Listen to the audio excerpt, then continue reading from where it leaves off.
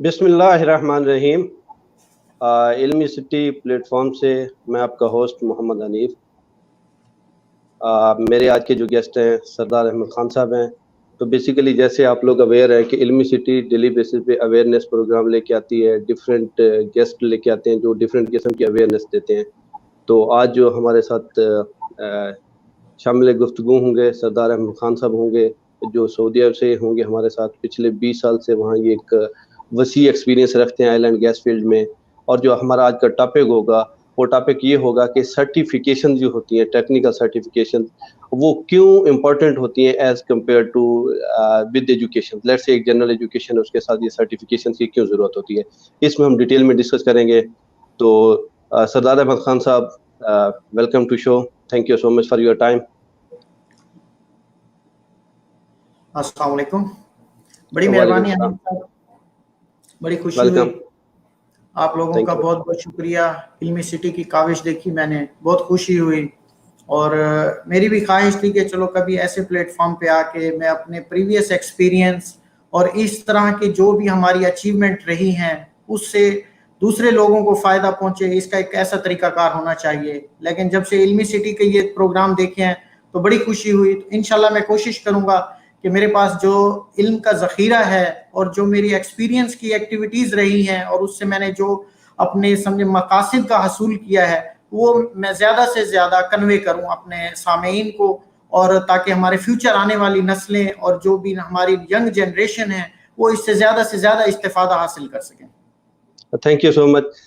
थोड़ा सा मैं एक्सप्लेन करता हूँ। जैसे कि एक मैं एग्जांपल देता हूँ। एक डॉक्टर हैं, एमबीबीएस करके आते हैं, वो एक डॉक्टर होते हैं, सेम लाइक एक इंजीनियर होते हैं। अगर वो स्पेशलाइजेशन में एक डॉक्टर साहब चले जाते हैं, वो कार्डियक स्पेशलिस्ट हो जाते हैं, हार्ट स्पेशलिस्ट हो जाते हैं, उसकी स्पेशलाइजेशन की वजह से उसकी एक वर्थ, एक नाम, उसकी एक डिफरेंट उसको इम्पोर्टेंस मिलती है, रिस्पेक्ट मिलती है। एज इट इसको सेम एज इट हम टेक्निकली लेके चलते हैं। एक इंजीनियर है, वो इंजीनियर कर लेते हैं, उसके बाद जो टेक्निकल एजुकेशन या टेक्निकल सर्टिफिकेशंस नहीं होती, वो इंजीनियर होता है।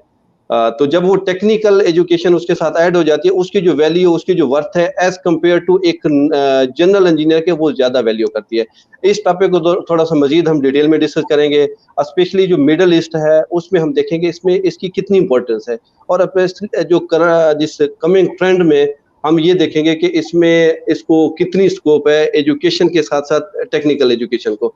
तो सरदार साहब, थोड़ा सा आपसे रिक्वेस्ट है कि आप थोड़ा सा ब्रीफ कर दें कि दोनों को डिफरेंशिएट कर दें कि एक जनरल एजुकेशन है, एक टेक्निकल सर्टिफिकेशन है, ये दोनों में क्या डिफरेंस है, इसको थोड़ा सा ब्रीफ कर दें, बाकी फिर आगे चलते हैं इंशाल्लाह। जी हाँ, जैसा कि हमें मालूम है कि पाकिस्तान का निज़ाम तालीम, इवन के पूरे वर्ल्ड में, ग्लोब में यही होता है कि दो तरह की तालीम होती है, एक रस्मी तालीम और एक गैर रस्मी तालीम। रस्मी तालीम जिसको हम कह सकते हैं कि प्रोफेशनल एजुकेशन या कोई टेक्निकल एजुकेशन, उसमें सर्टिफिकेशंस भी आ जाती हैं, डिग्रीज भी आ जाती हैं, सर्टिफिकेशंस भी आ जाते हैं, डिप्लोमा भी आ जाता है। लेकिन जो गैर रस्मी तालीम है उसमें एक सिंपल हमारा जो मैट्रिक है, इंटर, एफएससी, बीएससी या सिंपल उसको एफए, बीए, एमए लेवल तक लेकर चला जाता है।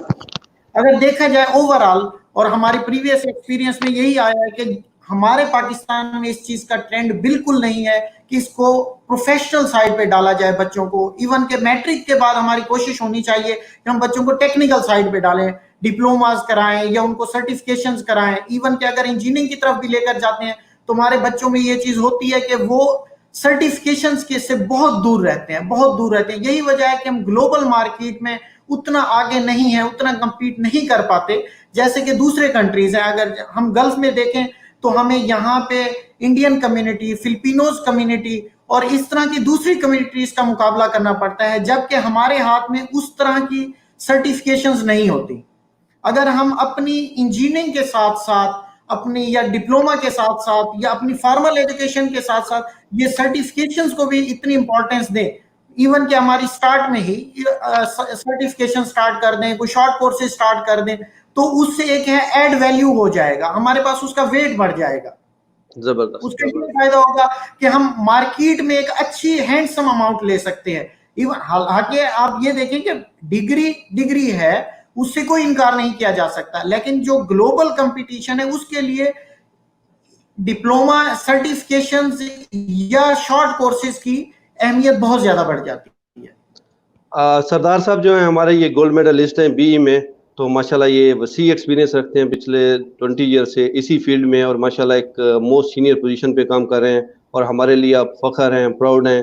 तो इसमें थोड़ा-सा हमें ब्रीफ कीजिए कि सर्टिफ़िकेशन की जो ज़रूरत है, लेट्स से एक स्टूडेंट वो इंजीनियरिंग कर रहा है, वो इंजीनियरिंग के साथ-साथ he can join for certifications, वो सर्टिफ़िकेशन साथ में कर सकता है या उसके लिए कंपल्सरी है, वो क्वालिफ़िकेशन कंप्लीट करे या प्रैक्टिकल एक्सपीरियंस ले उसके बाद सर्टिफ़िकेशन में जाए? बिल्कुल देखें जी, ये चीज होनी चाहिए। अगर हम इंटरनेशनल मार्केट को देखें, दूसरे कंट्रीज में, हमारे हमसाया मुमालिक में यही होता है कि वो इंजीनियरिंग में जैसे ही बच्चा एंटर होता है उसको साथ साथ शॉर्ट कोर्सेज या सर्टिफिकेशंस की तरफ डाल देते हैं। उससे ये होता है कि उसकी एक मैच्योरिटी पीरियड होता है हर सर्टिफिकेट का। अगर आप इंजीनियरिंग करेंगे उसके बाद कोई सर्टिफिकेशन करेंगे, फिर आप फील्ड में आएंगे या किसी प्रोजेक्ट पे जाएंगे, तो वो देखा जाएगा कि ये सर्टिफिकेशन किए हुए आपको कितना टाइम हो गया है। अगर वही सर्टिफिकेशन आप स्टार्ट में कर लेते हैं, मतलब फर्स्ट ईयर में कर लेते हैं इंजीनियरिंग के या डिप्लोमा के या राइट आफ्टर मैट्रिक के, तो उससे ये होगा कि आपकी एक मेच्योरिटी पीरियड कंप्लीट हो जाएगा आपके उस शॉर्ट कोर्स का या आप उसकी सर्टिफिकेशन का।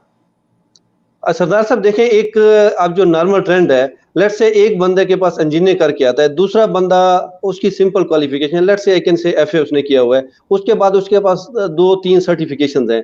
जब वो इंटरव्यू के लिए जाते हैं, जॉब के लिए अप्लाई करते हैं, जो सर्टिफाइड पर्सन होता है जिसके पास सर्टिफिकेशन होते हैं, उसको प्रेफर किया जाता है एज़ कंपेयर टू इंजीनियर के। तो ये थोड़ा-सा ब्रीफ करें उसको क्यों प्रेफर किया जाता है? देखिए जी, ये कंपनी टू कंपनी ये क्राइटेरिया वेरी कर रहा होता है। जो मल्टीनेशनल कंपनीज हैं, जो हाईली रेपुटेड कंपनीज हैं, वो एजुकेशन प्लस सर्टिफिकेशन हमेशा कंसीडर करते हैं। उनका हमेशा लेवल होता है कि 3 इयर्स या 5 इयर्स आपकी होनी चाहिए प्रोफेशनल एजुकेशन का, आपका डिग्री हो या सर्टिफिकेट हो। इसके बाद आपको एडिशनल सर्टिफिकेशन होनी चाहिए। तो वो कंपनीज एक मिनिमम लेवल ऑफ एजुकेशन लाजमी देखती हैं। लेकिन हमारे ग्लोब में या हमारे इर्द गिर्द में, हमारी मार्केट में ये सारी मल्टीनेशनल कंपनीज नहीं है। मोस्टली या आप कह सकते हैं 60% 70% कंपनीज ऐसी हैं जो मिडिल रैंक या लो रैंक की कंपनीज हैं। और हमें जॉब का, हमारा मकसद क्या होता है, जॉब का हसूल। प्रोफेशनल एजुकेशन किस लिए कर रहा होता है आदमी, कि जॉब, अच्छी जॉब मिल जाए, हैंडसम अमाउंट आ जाए हमारे हाथ में। तो उसके लिए फिर मैं यही कहूंगा कि अगर तो प्रोफेशनल एजुकेशन नहीं है ना, तो फिर भी आप शॉर्ट कोर्सेज और सर्टिफिकेशंस को प्रायोरिटी दें, उनको लाजमी करें। फर्ज किया हर बच्चा लाजमी नहीं है कि इंजीनियर बन जाए, हर बच्चा लाजमी नहीं है डॉक्टर बन जाए, हर बच्चा लाजमी नहीं है कोई डिप्लोमा कर ले। लेकिन मैट्रिक तो बच्चा कर ही लेता है। मैट्रिक के बाद आप उसको सर्टिफिकेशंस पे डाल सकते हैं, उसको शॉर्ट कोर्सेज पे डाल सकते हैं। उसका ये फायदा होगा कि वो एक कंपटीशन में आ जाएगा, एक हैंडसम अमाउंट ले सकता है वो, फिर भी डिप्लोमा होते हुए या कोई शॉर्ट सर्टिफिकेशन होते, पेंटिंग की सर्टिफिकेशन है, सर्वेइंग की सर्टिफिकेशन है, सिविल की, इस तरह की बहुत सारी सर्टिफिकेशन है। फर्दर हम इस पर डिटेल में बात करेंगे कि कौन कौन सी सर्टिफिकेशन कहाँ से की जाए, तो उसको किस तरीके से आदमी एक अच्छा वो एक समझ ले कि अपना घर का अखराजात या घर का निजाम किस तरीके से उसको कंट्रोल कर सकता है। वेल बेसिकली सरदार साहब की जो फील्ड थी वो बेसिकली मेडिकल में जाना चाह रहे थे, डॉक्टर बनना चाह रहे थे। एफएससी के बाद इन्होंने यू टर्न लिया है, ये चले गए हैं इंजीनियरिंग में। अभी माशाल्लाह एक इंजीनियरिंग कैटेगरी में चले गए और माशाल्लाह एक अच्छी पोजीशन पे बैठे हैं। शायद डॉक्टर बनते तो इस लेवल पे ना पहुंचते, इतनी रेपो पे ना पहुंचे जिस रेपो पे आज पहुंचे हैं। तो माशाल्लाह। अच्छा, दूसरा सरदार साहब ये बताइए, थोड़ी सी ये डिफरेंट कोर्स हैं, डिफरेंट ये विंग्स हैं सर्टिफिकेशन की, इनको थोड़ा सा ब्रीफ करेंगे। लेट्स से किस किस फील्ड में सर्टिफिकेशन हो सकती है और कौन बंदा कर सकता है? मिनिमम उसके लिए क्वालिफिकेशन क्या रिक्वायर्ड है या मिनिमम क्या एक्सपीरियंस चाहिए या उसके लिए बेसिक रिक्वायरमेंट क्या है? थोड़ा सा इस पे रोशनी डालिए। देखिए जी, जैसे कि मेरा अपना बैकग्राउंड मैकेनिकल का है, मेटलर्जी का है, तो इससे रिलेटेड तो मैं बहुत ज्यादा डिटेल में बता सकता हूँ। लेकिन जैसे कि अपने एक्सपीरियंस के हिसाब से, प्रीवियसली मैं मैनेजर की जॉब पे रहा हूँ, तो उस हिसाब से मैंने सारी टेक्नोलॉजीज को कवर किया। उसमें इलेक्ट्रिकल भी आ गए, सिविल भी आ गए, कम्युनिकेशन भी आ गई, सारी टेक्नोलॉजीज का मुझे हाउ नो है। तो उससे थोड़ा बहुत मैं आपको ये आइडिया जरूर दूंगा कि कौन से एरिया में कौन कौन सी सर्टिफिकेशंस हो सकती हैं और उसका मिनिमम रिक्वायरमेंट क्या है। जहां तक मेरा एक्सपीरियंस है कि सर्टिफिकेशंस के लिए मैट्रिक एक बहुत बड़ी क्वालिफिकेशन है। अगर आपके पास मैट्रिक है, ग्रेड 10 है, आपने 10 क्लास पास की हुई है, रिगार्डलेस आप साइंस हैं या आर्ट्स है, आप फर्दर उसको सर्टिफिकेशंस में या शॉर्ट कोर्सेज में इजीली जा सकते हैं।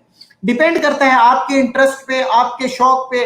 अगर आपको ज्यादा ड्राइंग्स और उसका नॉलेज है तो आप उसको फर्दर प्रमोट कर सकते हैं, डिप्लोमा की तरफ जा सकते हैं, डिप्लोमा बेसिस पे फिर इंजीनियरिंग में जा सकते हैं। तो उससे ये होता है कि आप अपना टेक्निकल फील्ड में अपने ग्रोथ कर लेते हैं।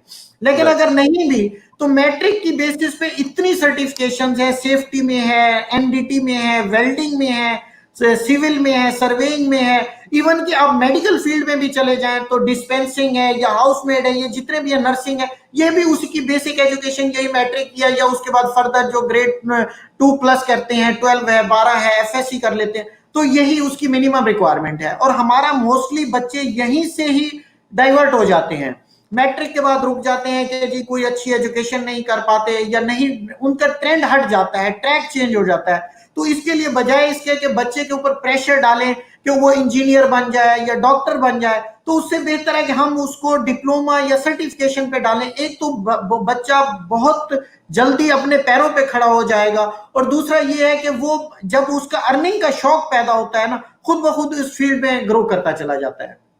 और फिर ऑटोमेटिकली वो देखता जाएगा उसकी आगे फ्यूचर रिक्वायरमेंट कैसे कैसे जा सकता है। अच्छा सरदार साहब, ये बताइए, पाकिस्तान में अब मिडल ईस्ट में तो ये चीजें हैं, नो डाउट इसमें एक बहुत अच्छा स्कोप है, कंपटीशन भी है। ये पाकिस्तान में कोई बच्चा अगर ये सर्टिफिकेशन कर लेता है तो वहां भी डिमांड है उसकी एडजस्टमेंट की सेम लाइक मिडल ईस्ट में, या वहां नहीं है? देखिए जी, पाकिस्तान में असल में हमारा जो ड्रॉबैक है, हमारे पास प्रोजेक्ट्स की कमी है। पाकिस्तान में न्यू प्रोजेक्ट्स इतने नहीं आते, बल्कि बहुत ही मिनिमम 5 से 10% न्यू प्रोजेक्ट्स आ रहे होते हैं। लेकिन उसके बरक्स जो मेंटेनेंस की जॉब है, जो ऑलरेडी रनिंग प्लांट्स है, उसमें मेंटेनेंस की जॉब है। मेंटेनेंस में ये प्रॉब्लम होता है, जो बंदा एक दफा एंटर हो गया उसने पोजीशन ही नहीं छोड़नी जब तक वो रिटायर नहीं होता। तो इसके लिए आदमी कोशिश करे कि ज्यादा से ज्यादा अपने सर्टिफिकेशंस करे, डिप्लोमा करे, शॉर्ट कोर्सेज करे और अप्लाई करे बाहर, और गल्फ की तरफ निकल आए या किसी भी कंट्रीज में अप्लाई करे। इन शॉर्ट कोर्सेज या सर्टिफिकेशन की बेस पे इजीली वो जॉब ले सकता है। तो ये जितने सर्टिफिकेशन आप प्रेस्क्राइब कर रहे हैं या जो डिटेल में बता रहे हैं, ये सारे ऑयल एंड गैस सेक्टर में एडजस्टेड होते हैं या everywhere in the world her sector में ये बंदे एडजस्ट हो सकते हैं? देखें जी, जैसे कि मैं आपको एग्जांपल देता हूं, सेफ्टी के कोर्सेज हैं, उसमें आयोश है, निबोश है, ओशा है, ओसास के कोर्सेज हैं। ये सेफ्टी के कोर्सेज किसी भी किस्म की, आप फर्टिलाइजर में चले जाएं, सीमेंट में चले जाएं, ऑयल एंड गैस में चले जाएं, किसी भी किस्म में चले जाएं। इवन के मैं ये कहूंगा कि ये सेफ्टी के कोर्सेज हॉस्पिटल्स में भी एप्लीकेबल होते हैं, वहां पर भी इसकी रिक्वायरमेंट्स होती है। इसके अलावा अगर सेफ्टी से हट के क्वालिटी मैनेजमेंट सिस्टम के कोर्सेज हैं, जिसमें आईजो की सर्टिफिकेशंस हैं, आईजो 9001 है, 45000 है, मतलब ये ऑडिटिंग के कोर्सेज हैं, आईजो के कोर्सेज, क्यूएमएस के कोर्सेज, ये सारे ऑडिटिंग हर जगह पे एप्लीकेबल है। उसमें भी ये हर तरह की कैटेगरी है, लाजमी नहीं है कि आप सिर्फ ऑयल एंड गैस में जाएं, उस हर तरह के सेक्टर में इसकी रिक्वायरमेंट है। कुछ स्पेसिफिक होते हैं, जैसे पाइपलाइन के होते हैं, अमेरिकन पेट्रोलियम इंस्टीट्यूट की कुछ सर्टिफिकेशंस है, एपीआई की सर्टिफिकेशन है, कुछ वेल्डिंग की सर्टिफिकेशंस होती हैं, कुछ नॉन डिस्ट्रक्टिव टेस्टिंग की सर्टिफिकेशंस होती हैं, उसमें लेवल 1 लेवल 2 है। ऐसे ही नेस में है, पेंटिंग है, उसकी सर्टिफिकेशंस होती हैं। इससे हटके कुछ सर्टिफिकेशंस हैं, जैसे हम कह सकते हैं लिफ्टिंग इक्विपमेंट की सर्टिफिकेशंस हैं। वो चीजें हैं जो उसका कह सकते हैं कि प्रोजेक्ट्स में उसका ज्यादा स्कोप होता है। जो भी न्यू प्रोजेक्ट्स हैं, जो रनिंग प्रोजेक्ट्स हैं, इससे हटके हैं कुछ ऑटोकैड्स वगैरह के कोर्सेज हैं, वो हर तरह में चल जाता है। न्यू प्रोजेक्ट्स में भी आ जाएगा, 2 डायमेंशनल ऑटोकैड कर रहे हैं, 3 डायमेंशनल ऑटोकैड कर रहे हैं, तो आप न्यू प्रोजेक्ट्स पे भी एडजस्ट हो सकते हैं, रनिंग प्लांट में भी एडजस्ट हो सकते हैं, या कोई भी मेंटेनेंस का काम हो रहा है उसमें भी उसकी रिक्वायरमेंट्स होती है। लेकिन बेहतर वो यही होगा कि अपना विजन ज्यादा से ज्यादा रखें। जब आप अपना टारगेट हाई रखेंगे ना, लाजमी उसके नीचे के लेवल पे आप कुछ ना कुछ अचीव कर ही लेंगे। तो बेहतर है अपना टारगेट रखें, सर्टिफिकेशन करें और बाहर की तरफ अप्लाई करें, गल्फ की तरफ निकलें या दूसरे कंट्रीज की तरफ निकलें, और कोशिश करें कि एक रिलायबल जो ऑथराइज्ड एजेंट्स हैं, जो गवर्नमेंट ऑफ पाकिस्तान ने भी अपना क्राइटेरिया दिया हुआ है, उस तरीके से 2 नंबर तरीके से कभी भी जाने की कोशिश ना करें। जो दूसरे कंट्रीज में इटली या इधर उधर दूसरे रास्ते के जरिए कुछ लोग गाइड कर रहे होते हैं, 2 नंबर एजेंट्स, तो ऐसी जगह पे अपना पैसा बर्बाद ना किया जाए। बिल्कुल खान साहब, 2 दफा पहले हमने 2 सेशन किए हैं, इसी चीज पे सेशन थे कि इलीगल नहीं जाना चाहिए। कहीं भी जाना है आप प्रॉपर तरीके से लीगल वे से जाएं, थ्रू इमिग्रेशन जाएं, through recognise agency agents companies के थ्रू जाएं। अच्छा ये बताइए सरदार साहब के पाकिस्तान में कोई ऐसे ऑथेंटिक इदारे हैं जो ये सारी सर्टिफिकेशनें करवा रहे हैं, जो ग्लोबल बेस रिकॉग्नाइज्ड हों? बिल्कुल, बिल्कुल। देखिए, पाकिस्तान के अपने भी इंस्टीट्यूट्स हैं, लेकिन उससे हटके अगर आप ग्लोबली डिमांड की बात करते हैं, तो उसके लिए आपको इंटरनेशनल सर्टिफिकेशंस की तरफ जाना पड़ेगा। अमेरिकन पेट्रोलियम इंस्टीट्यूट है, अमेरिकन वेल्डिंग सोसाइटी है, इसके अलावा national association of Korean engineer है, तो ये लिया है, लिफ्टिंग इक्विपमेंट है, रिगिंग के कोर्सेज हैं। तो ये हैं इंटरनेशनली रिकॉग्नाइज्ड सर्टिफिकेशंस और कोर्सेज। सेफ्टी के कोर्सेज हैं, ओशा है, ओसास है, जैसे मैंने पहले बताया।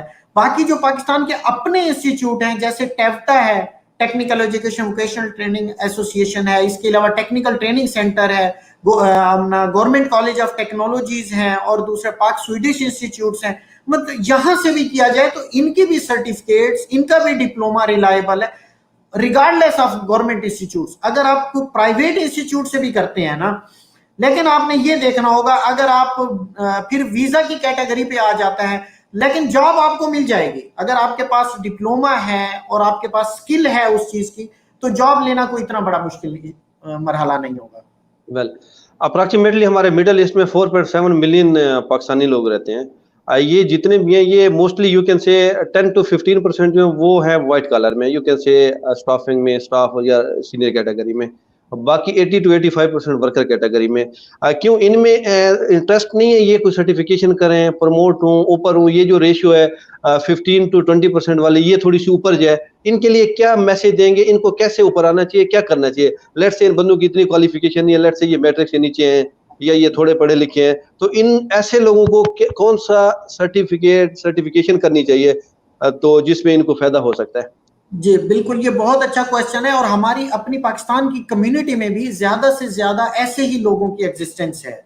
तो इस तरह के लोगों के लिए, इवन के उनके अगर 5 क्लास भी वो पढ़े हुए हैं या नहीं भी पढ़े हुए, तो उसके लिए जैसे वेल्डर के कोर्सेज होते हैं, शॉर्ट कोर्सेज होते हैं, 1G, 2G, 3G, 6G welder तक आते हैं। इसके अलावा टेक्नीशियंस होते हैं, एनडीटी के टेक्नीशियंस होते हैं। इसके अलावा कोई सर्वेइंग का कोर्स होते हैं। तो ये इस तरह की चीजें करके तो ये भी अपने आप को प्रोफेशनल फील्ड में ला सकते हैं, शॉर्ट कोर्सेज करके, ट्रेनिंग्स करके, क्योंकि ट्रेनिंग्स मिल जाती हैं पाकिस्तान में। वेल्डर्स की ट्रेनिंग भी मिल जाएगी आपको, सेफ्टी की ट्रेनिंग्स भी मिल जाएंगी। तो उसमें भी कैटेगरीज हैं, लाजमी नहीं है कि सारे ही इंस्पेक्टर बन जाएं या सारे ही हाई रैंक पे आ जाएं। तो लेकिन जो लो कैटेगरी तबका है, ये भी इजीली इस फील्ड में आ सकता है। नहीं, लेट्स से एक जीसीसी में जितने लोग हैं, मैं वही थोड़ा सा उसको क्लियर करूंगा। जो जीसीसी में जो हमारी वर्कर कैटेगरी है, जो you can say blue colour लोग हैं, इनके लिए क्या मैसेज है? यहाँ ये रहते हुए कोई ऐसे ऑनलाइन कोर्सेज हैं, ऑनलाइन सर्टिफिकेशंस हैं जिससे वो करके उससे फायदा ले लें, मुस्तफीद हो जाए? कोई ऐसा कोई प्लेटफॉर्म, ऐसा कोई सेटअप है? देखें जी, ऑनलाइन प्लेटफॉर्म के लिए तो सबसे पहले वही बात है ना कि अगर आप इंग्लिश पढ़ सकते हैं तो आप ऑनलाइन में जा सकते हैं। अगर हमारे वर्कर इंग्लिश नहीं पढ़ सकते और इस तरह की एक्टिविटीज से दूर हैं, सोशल मीडिया सब कुछ नहीं है, लेकिन हमें देखना है कि इल्म की क्या लेवल है, इल्म का मेयार क्या है। तो उसके लिए यही है कि वो ट्रेनिंग्स ले, हैंड्स ऑन जॉब ट्रेनिंग्स ले। उससे ये फायदा होगा कि उनकी स्किल इंप्रूव होगी। सब कुछ ऑनलाइन भी नहीं ले सकता आदमी। ऑनलाइन के लिए आपको एक बेसिक एजुकेशनल रिक्वायरमेंट चाहिए होती है। अगर वो नहीं है आपके पास, तो आप ट्रेनिंग भी ले सकते हैं, फिजिकल ट्रेनिंग ले सकते हैं। तो उस ट्रेनिंग्स की तरफ जाए। हमारे जो पाकिस्तान के गवर्नमेंट के इदारे हैं वो ट्रेनिंग्स दे रहे हैं, टेफ्टा दे रहा है, टीटीसी दे रहा है, सारे टेक्निकल कॉलेजेस दे रहे हैं, शॉर्ट कोर्सेज तो दे रहे हैं, इवन के वो स्टाइपेंड भी दे रहे हैं साथ साथ। वेल, वो सारे रिकॉग्नाइज्ड हैं ओवरसीज में? बिल्कुल बिल्कुल, ऐसा कुछ भी नहीं है कि ये जो एक जनरल ट्रेंड होता है, जैसे मैंने कहा ना, कोई इंजीनियर का वीजा है, कोई दूसरा है सुपरवाइजर का वीजा, उसके लिए रिक्वायरमेंट होती है कि आप अपनी डिग्री को अटेस्टेड कराएं हायर एजुकेशन कमीशन से या मिनिस्ट्री ऑफ फॉरेन अफेयर से या सऊदी एम्बेसी से। तो उसके लिए आपका अटेस्टेशन क्राइटेरिया। तो लेकिन ये जो लो कैटेगरी है, इसके लिए ऐसी कोई रिक्वायरमेंट, आपका एक वेल्डर होना चाहिए, एनफ है, उसकी वेल्डिंग क्वालिटीज है, वो वेल्डर का टेस्ट दे, वेल्डर का टेस्ट दे लेता है इनिशियल, उसकी हायरिंग के लिए वो उसका काफी है। अगर फर्दर उसको कोई अच्छी कंपनी है, मल्टीनेशनल कंपनी है, वो फिर आपकी जो मल्टीनेशनल सर्टिफिकेशन बॉडीज भी हैं पाकिस्तान में, एसजीएस पाकिस्तान है, मूडी इंटरटेक है, और TUV है, ब्यूरो वेरिटास है, इनसे भी ये वेल्डर लोग अपने कार्ड्स और अपनी सर्टिफिकेशंस को रिकॉग्नाइज करा सकते हैं। उनसे अपना 6G का है या कोई किसी भी किस्म का वेल्डर है, तो वहां से वो अपना कार्ड लेकर, टेस्ट देकर वो अपना कार्ड ले सकता है। वो फिर पूरी वर्ल्ड में उसका ऑथेंटिक होगा और वेरीफाइड होगा। अच्छा सरदार साहब, एक सवाल पूछा है, ये इंजीनियर मोहम्मद साद रफीक साहब हैं, तो वो ये कहते हैं कि एक इंजीनियर है, उसने इंजीनियर कर लिए, उसके लिए कंपलसरी है कि वो इंजीनियर की जॉब स्टार्ट करे या वो लो लेवल से स्टार्ट कर सकते हैं? देखिए उसके जी, लिए क्या मैसेज है? जैसे हमारा कंपटीशन का ट्रेंड है और हम देख रहे हैं यहाँ पे कि मार्केट में किस तरीके से दूसरी नेशनैलिटीज अपने पंजे गाड़ रही हैं और पाकिस्तानी थोड़ा सा बैक फुट पे हैं, उसकी वजह यही है कि हमें थोड़ी सी ईगो होती है पाकिस्तानीज में। हम कहते हैं इंजीनियर हूं तो इंजीनियर की जॉब पे रहूंगा। ठीक है, वेल एंड गुड, बहुत अच्छी बात है, आपके वालदैन ने आप पे खर्चा किया है, उनके ख्वाब हैं, आप उनको पूरा करेंगे। लेकिन मार्केट में एंट्री के लिए बेरोजगार रहने से बेहतर है अगर आप कोई भी सर्टिफिकेशंस लेकर, मैं ये नहीं कह रहा कि आप क्लीनिंग की जॉब शुरू कर लें, मैं ये नहीं कह रहा कि आप ड्राफ्टमैन बन के बैठ जाएं, लेकिन आप थोड़ा सा अगर असिस्टेंट इंस्पेक्टर लग जाते हैं। मैं आपको बताऊं, मैंने जब फर्स्ट जॉब की थी, ट्रेनी इंस्पेक्शन इंजीनियर की जॉब की थी, फिर मैं इंस्पेक्शन इंजीनियर प्रमोट हो गया, उसके बाद मेरी जॉब आई असिस्टेंट इंजीनियर की। देखा जाए तो ये डिमोशन है, लेकिन वो एक मेरा स्विच ओवर था गल्फ कंट्रीज के लिए, मैं एक असिस्टेंट इंस्पेक्टर के लिए भी चला गया। नो डाउट उससे क्या हुआ कि मुझे पता चल गया कि इंस्पेक्टर क्या कर रहा है और इंजीनियर ने क्या करना है। उस तरीके से आदमी इजीली अपने पंजे गाड़ सकता है।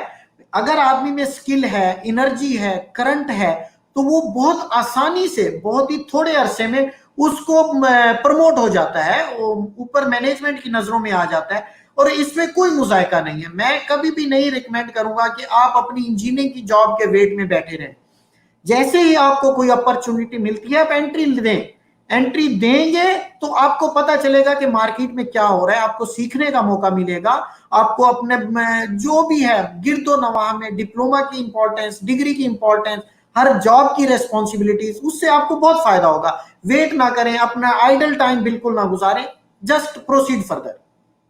क्योंकि वेस्ट करने से कम वो जो एक्सपीरियंस होगा बेसिकली उनके लिए वो लर्निंग पॉइंट होगा। Same like you can say that वो उनकी एक प्रैक्टिकल एजुकेशन होती रहेगी। अच्छा सरदार साहब ये बताइए कि पाकिस्तान में, पाकिस्तानी मेन पर जितनी भी मिडल ईस्ट में आपका काफ़ी वास्ता है, काफ़ी एक्सपीरियंस है, तो जब आप बिहेवियर की बात करते हैं तो पाकिस्तानी बिहेवियर वर्सेस अदर्स, तो आप इसको कैसे डिफाइन करेंगे इन शॉर्ट वर्ड, और क्या मैसेज देंगे अपनी जो मेन पावर है, अपनी जो पाकिस्तानी कौम है, उनको क्या करना चाहिए, कैसे चलना चाहिए? ये जो एटमॉस्फेयर है उनको अपने आप को वहाँ एडजस्ट करने के लिए किन चीज़ों का ख्याल करना चाहिए और कौन-कौन चीज़ें अपने लिए मुनासिब समझनी चाहिए, जो करने वाली होती हैं, नहीं करने वाली होती? उनके लिए क्लियर मैसेज क्या, उनको कैसे एटमॉस्फेयर को एडजस्ट करना चाहिए, अडॉप्ट करना चाहिए? देखें जी, जो हमारे मुशाहिदे में आई है बात वो यही है कि पाकिस्तानी कम्युनिटी में थोड़ी सी ईगो है। लेकिन अगर देखा जाए ना, बीइंग अ मुस्लिम कंट्रीज, हमारी अपनी भी कुछ रिक्वायरमेंट है। पाकिस्तानी कभी भी क्लीनिंग की जॉब में नहीं जाएगा, पाकिस्तानी कभी भी ऑफिस बॉय नहीं जाएगा। लेकिन क्या है, ठीक है आपकी ईगो होनी चाहिए, लेकिन बहुत ज्यादा आप वो कहते हैं ना कि ऑप्टिमिस्टिक ना हो जाए। ठीक है, थोड़ा सा आपको डिप्लोमेसी का ख्याल रखना चाहिए, दोनों हालात को सामने रखते हुए, ना बहुत ज्यादा पीक पे जाए ना बहुत ज्यादा लो लेवल पे जाए, डिप्लोमेसी को सामने रखते हुए आपने इस चीज का ख्याल रखना है और एक मुतवाजन सिचुएशन पैदा करनी है। ऐसा नहीं है कि कोई आ जाए, कोई भी मैनेजर है या आपका कोई सीनियर है, उसने आपको कोई असाइनमेंट दे दी है, देखें हर तरह की एक सिचुएशन होती है, आप डिप्लोमेसी से उसको इजीली कंट्रोल कर सकते हैं, इजीली कंट्रोल कर सकते हैं। तो बेहतर है आदमी पीक पोजीशंस पे जाने से पहले, पीक सिचुएशंस पे जाने से पहले एक मुतवाजन रास्ता इख्तियार करे और उस तरीके से उसको कंट्रोल करता जाए। वेल, अच्छा ये बताइए, जितने ये शॉर्ट कोर्सेज हैं, ये कॉस्टली होते हैं या अफोर्डेबल होते हैं? देखिए, ये शॉर्ट कोर्सेज जितने भी हैं या सर्टिफिकेशंस हैं, इसकी डिफरेंट कैटेगरीज हैं, डिफरेंट कैटेगरीज हैं। आप कहते हैं कि जितना आप इन्वेस्ट करेंगे उतना आपका रेवेन्यू आएगा। दूसरे लफ्जों में हम यही कहेंगे कि जितना आप गुड़ डालेंगे उतना मीठा आएगा। तो एग्जैक्टली। उसके लिए यही है कि हमें अपने भी मार्केट डिमांड भी देखनी चाहिए कि कौन सी सर्टिफिकेशंस है, हमारी अपनी इंटरेस्ट क्या है, हमारी अपना अपना कैलिबर भी इंसान को देखना चाहिए कि मैं किस फील्ड में ग्रो कर सकता हूं। एक तो वो चीज देखे, फिर हर फील्ड में, हर एरिया ऑफ इंटरेस्ट में शॉर्ट कोर्सेज भी हैं, लो फी कोर्सेज भी हैं और हाईली फी वाले कोर्सेज भी हैं। तो इसके लिए आप अपनी जेब को देखते हुए, अपनी चादर को देखते हुए आदमी पांव फैलाता जाए तो वो ज्यादा बेटर रहेगा, बजाय इसके कि स्टार्ट में ही आप हाईली बहुत ज्यादा ऐसी सर्टिफिकेशन में पाकिस्तान में 1,70,000 रुपए, 2 लाख रुपए। अब आप AWS या वेल्डिंग की सर्टिफिकेशन में आपके 2-2 लाख लग जाते हैं, उससे ज्यादा आप नेस या बी गैस की सर्टिफिकेशन पे जाए उससे भी ज्यादा लग सकते हैं, आपके रिहाइश का, खाने का, ये एक महीना, 15 दिन, इस तरह के कोर्सेज में ज्यादा। लेकिन उससे बेहतर है अगर आप छोटे लेवल पे पहले स्टार्ट करते हैं, पहले किसी असिस्टेंट के तौर पे काम करते हैं या उसमें किसी से थोड़ी स्टडी कर लेते हैं, तो कोई भी है, जैसे एनडीटी के कोर्सेज है, एनडीटी के कोर्सेज में अब इतनी मोनोपोली आ चुकी है कि आप उसको इजीली कम पैसों पे भी अवेल कर सकते हैं और बहुत ज्यादा पैसों पे भी अवेल कर सकते हैं। लेकिन हर इंसान का मकसद यही होना चाहिए कि मेरे पास नॉलेज आ जाए और मेरे पास स्किल आ जाए, just for the sake of paper नहीं होना चाहिए। क्योंकि जो लोग for the sake of paper करते हैं, ऐसे यहां पे मैं इतने इंजीनियर्स को इंटरव्यू में रिजेक्ट कर चुका हूं, उनसे मैं सिर्फ यही पूछता हूं, आप फ्रेश इंजीनियर हो, मुझे फाइनल ईयर के सब्जेक्ट बता दो। अब यकीन करेंगे फ्रेश इंजीनियर फाइनल ईयर के सब्जेक्ट नहीं बता सकता, तो मैं क्या समझता हूं, मैं कहता हूं ये पीस ऑफ पेपर जहां से लाए हो वहीं पर चले जाओ। इससे बेहतर है कि अगर हमारा डिप्लोमा होल्डर फुल कमांड के साथ, फुल कॉम्पिटेंसी के साथ अगर वो आता है, उसको पूरी ग्रिप है अपने नॉलेज पे, तो वो ज्यादा वैल्यू रखता है। तो इसलिए सर्टिफिकेशंस हो या डिग्री हो या diploma, for the sake of knowledge होना चाहिए, for the sake of skill होना चाहिए, for the sake of achievement होना चाहिए। वेल, अच्छा सरदार साहब ये बताइए, एक बंदे के पास सर्टिफिकेशंस हैं, उस सर्टिफिकेशन के साथ वो जनरल एजुकेशन भी ले सकते हैं। लेट्स से एक बंदे ने डिप्लोमा किया, डिप्लोमे के बाद उसने सी स्वीप किया या और सर्टिफिकेशन की, उसके बाद वो कहता है यार ठीक है मैं इंजीनियरिंग भी कर लूं, he can go back to engineering कर लो। बिल्कुल बिल्कुल, देखें इंजीनियरिंग की जैसे हमारा अपना क्राइटेरिया है, पाकिस्तान में भी डिप्लोमा होल्डर की भी सीटें मुख्तस होती हैं इंजीनियर्स कैटेगरी में एडमिशन के लिए। ऐसे ही बीटेक की क्लासेस भी हैं, बीटेक इक्वलेंट टू इंजीनियर है, हम नहीं कह सकते क्योंकि कंट्री टू कंट्री ये चीज वेरी कर रही होती है। पाकिस्तान में अगर बीटेक को वो इंपॉर्टेंस नहीं दी जाती जो एक बीई इंजीनियर या जो एक बीएससी इंजीनियर को दी जाती है, लेकिन जो दूसरे कंट्रीज में आप चले जाएं, बीटेक कुछ कंट्रीज में, मैं अपने हमसाया मुल्क की बात करूंगा, वहां पे बीटेक को ज्यादा प्रायोरिटी है, ज्यादा इंपॉर्टेंस है। तो मैं ये समझता हूं बीटेक हो, बीएससी हो, कुछ भी हो, आप उसमें फर्दर प्रोसीड कर सकते हैं, डिप्लोमा करें, शॉर्ट कोर्सेज करें, किसी भी तरीके से आप उसको, क्योंकि अगर आपने मल्टीनेशनल में जाना है तो फिर आपको बेसिक एजुकेशनल रिक्वायरमेंट भी पूरा करनी पड़ेगी। तो उसके लिए आप किसी भी स्टेज में, किसी भी फेज पर आपको मौका मिल जाता है बीटेक में एंटर होने का, बीई करने का, बीएससी करने का, आप उसमें स्विच ओवर कर सकते हैं, इसमें कोई मुजायका नहीं है।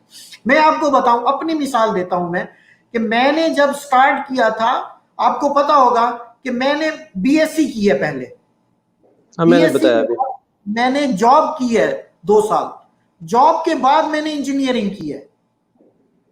तो ऐसा नहीं है कि आदमी डायरेक्ट ही उसी ट्रैक पे आ जाए, किसी भी स्टेज पे आपको मौका मिलता है आप स्विच कर सकते हैं। क्योंकि मेहनत तो करनी पड़ेगी, कहीं भी जाए तो आपको सबसे पहले इंटरेस्ट भी होना चाहिए, उस फील्ड के बारे लगन भी होनी चाहिए, मेहनत भी होनी चाहिए।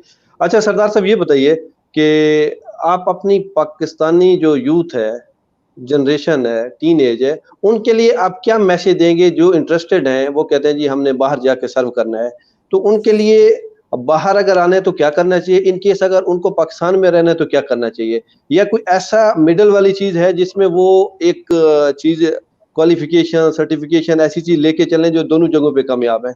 तो इसके बारे आपका एक फाइनल मैसेज क्या होगा अपने यूथ के लिए?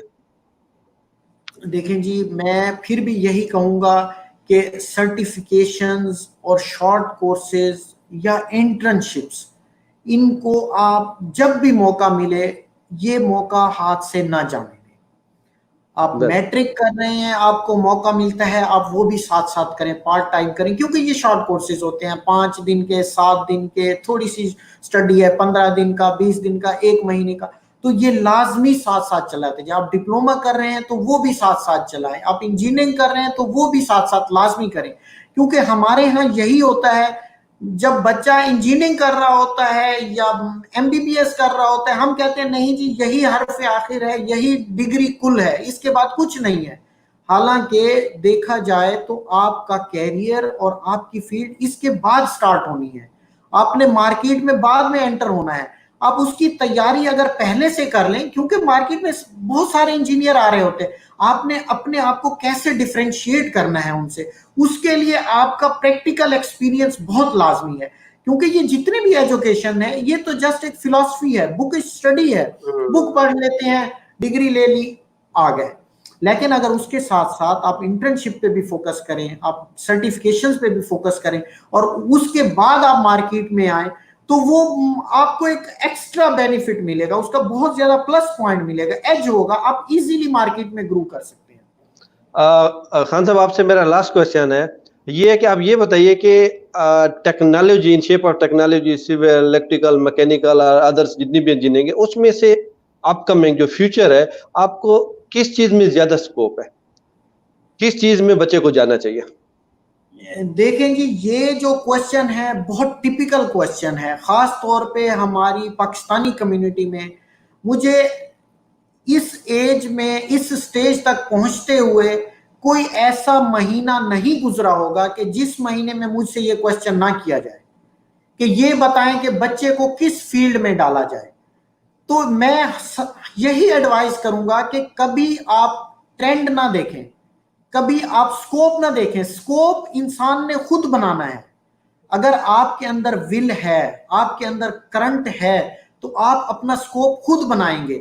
ऐसा नहीं है कि जैसे एक टाइम था, मेरे ख्याल में 98 99 की बात है, एक ट्रेंड चला था कि सबने एमबीए करना है, फिर एक ट्रेंड चला सबने एमसीएस करना है, तो सब उसी फील्ड में लग गए। लेकिन उसका क्या अंजाम हुआ? आखिर में यही हुआ कि मार्केट सैचुरेट हो गई, उतनी जॉब्स नहीं थी, ना फील्ड में ना मार्केट में, तो उससे ये हुआ कि बहुत सारे लोग जॉबलेस हो गए। लेकिन अगर आपके पास उसकी करंट है, आपके पास नॉलेज है, स्किल है, तो एमबीए आज भी सरवाइव कर रहे हैं, एमसीएस आज भी सरवाइव कर रहे हैं, ऐसी बात नहीं। बहुत से लोग अपनी फील्ड स्विच भी कर गए हैं। तो बेहतर वही है कि आप जो भी करें, आप स्किल के साथ, आपका शौक होना चाहिए। बच्चे को जिस फील्ड में शौक है, आप बच्चे को उसी फील्ड में डालें। अपना नजरिया और अपने शौक बच्चे के ऊपर मुसल्लत कभी भी ना करें। अगर मैं तो ये कहूंगा, अगर आपके बच्चे को लाजमी नहीं है कि वो इस फील्ड, क्रिकेट खेलने का भी शौक है, बच्चे को उसी फील्ड में आगे ले जाए, उसको चांस भी होना चाहिए, चांस भी मिलना चाहिए ना, लाजमी। देखें, अगर आपको अच्छे मौके देंगे तो लाजमी होगा। और खुद इसमें क्या है, तगो-दो करनी पड़ेगी, स्ट्रगल करनी पड़ेगी, कोशिश करनी पड़ेगी, क्योंकि जितनी कोशिश आप करेंगे आपके पास रास्ते खुलते जाएंगे। इतनी बड़ी दुनिया है। मैं आपको एक मिसाल देता हूं, मैं जब इस फील्ड में आया तो उस वक्त मैं किसी एक सीनियर को या किसी रिलेटिव को नहीं जानता था जो इस फील्ड में उसने इंजीनियरिंग की हो। 4 साल तक यही सोचता रहा कि जॉब कैसे आएगी, जॉब कैसे मिलेगी। लेकिन वो कहते हैं ना कि एक दरवाजा बंद होता है 100 दरवाजे खुल जाते हैं। जैसे ही पास आउट हुए तो आप यकीन करें, मेरा फाइनल ईयर का रिजल्ट नहीं आया, मुझे ऑफर्स आ गई थी। तो वही है कि अगर आप उसमें लगन और शौक रखेंगे तो रास्ते बनते जाएंगे। इसमें कुछ वो नहीं है कि आप कहेंगे नहीं मैंने अपने बेटे को डॉक्टर ही बनाना है, ऐसा कभी भी ना करें। अपने बेटे को केमिकल में ही डालना है, ऐसा कभी भी ना करें। जो उसकी शौक है, जो उसकी फील्ड है, इंटरेस्ट है, उसको उसी साइड पे जाने दें, उसको नजर रखें, उस पे मॉनिटरिंग करें, उसको अपॉर्चुनिटीज दें, जो जो उसकी रिक्वायरमेंट है वो पूरी करें। तो इंशाअल्लाह ताला सारे मसले हल होते जाएंगे और आपका बच्चा जरूर ग्रूम करेगा और एक अच्छी स्टेज पे जाएगा। खान साहब, थैंक यू सो मच, जज़ाकल्लाह खैर, आपने टाइम दिया, अपना कीमती वक्त दिया, अपना कीमती जो नॉलेज था वो इल्मी सिटी प्लेटफॉर्म से आपने शेयर किया। हमारे नाजरीन ने ये मैसेज आपका सुनना इंशाल्लाह कोई भी किसी को अगर क्लैरिटी होगी या कोई कमेंट्स में भी अगर कोई मैसेज रिप्लाई होगा तो इंशाल्लाह उनको पॉजिटिव रिप्लाई दिया जाएगा। और थैंक यू सो मच, इंशाल्लाह फिर आपको कभी फिर बॉदर देंगे, इंशाल्लाह बुलाएंगे तो मजीद डिस्कशन के लिए। थैंक यू सो मच सरदार साहब, अल्लाह हाफ़िज़। मैं जी, जी। इसको एक दफा क्लोज करने से पहले मैं जी, जी, एक गो। छोटा सा शेर पढ़ूंगा ताकि उससे थोड़ा सा एक ना इस चीज को प्रॉपर तरीके से क्लोज किया जाए, क्योंकि जो हमने बोला है, जो अपनी तरफ से कोशिश की है ना, वो एक प्रॉपर जगह पे सेट हो जाए। तो मैं यही कहूंगा, इस शेर के साथ अपनी उसका इख्तिताम करता हूं। जवानों को मेरी आहे सहर दे, फिर इन शाही बच्चों को बाल ऊपर दे, खुदाया आरजू मेरी यही है, मेरा नूरे बसीरत आम कर दे। जज़ाकल्लाह खैर। Thank you so much, thank you.